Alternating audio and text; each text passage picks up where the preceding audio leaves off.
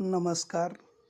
मनाचा गाभारा सुंदर विचारांनी भरलेला असेल तर शब्दांतून विचाराचा सुगंध दरवळतो.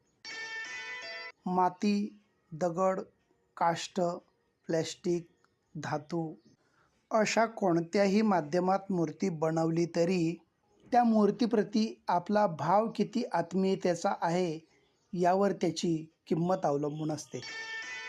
खरं तर बाजारात लोक अशा मूर्तीची किंमत करताना रुपयाने करतात आणि तीच मूर्ती घरात आणली की त्याच्याकडेच कोटी रुपयांची मागणी करतात.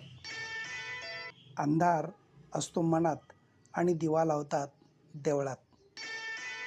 उणीव भासल्याशिवाय जाणीव जागृत होत नाही आणि जाणीव झाली तर पाय जमिनीवर राहण्यास मदत होते. नशिबात नाही म्हणून आयुष्यभर दुःखी राहण्यापेक्षा समाधानी कसं राहता येईल हे ज्याला कळलं तो खरं आयुष्य जगायला शिकला. लोक म्हणतात कोणतेही नाते विश्वासावर टिकते, पण हे पूर्ण खरे नाही, अर्धे सत्य आहे. कोणतेही नाते हे समोरच्याला टिकवायचे असेल तरच टिकते, केवळ आपल्या मनात असून चालत नाही. सध्याच्या काळात नारळाच्या झाडावरून पडल्यावर होणाऱ्या जखमेपेक्षा हरभऱ्याच्या झाडावरून पडल्यावर मोठी जखम होते.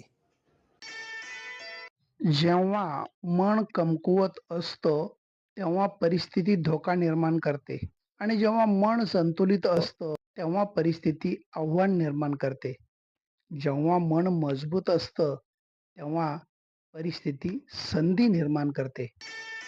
दुःख इमानदार असतं, थेट काळजात शिरतं आणि दीर्घकाळ आपल्यासोबत राहतं.